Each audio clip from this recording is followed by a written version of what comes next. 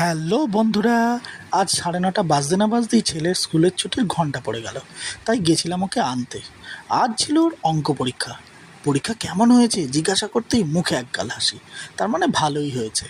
ওকে নিয়ে বাড়ি যাওয়ার পথে প্রশ্নও জিজ্ঞাসা করে নিচ্ছিলাম, উত্তরগুলো তো ঠিকই দিচ্ছিল।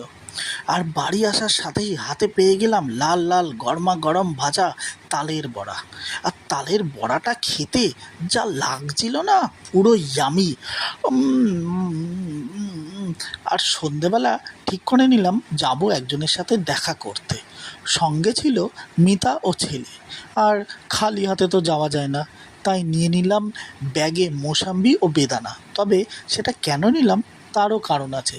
গিয়েছিলাম আমার মামার বাড়ি অনেক দিন পর আমার মেজমামির সাথে দেখা করতে, কারণ ওর শরীর খারাপ থাকায় ব্যাঙ্গালোর থেকে চিকিৎসা করে কিছুদিন হলো ফিরেছে। আমাদেরকে দেখেই মামির মুখে সে কি চওড়া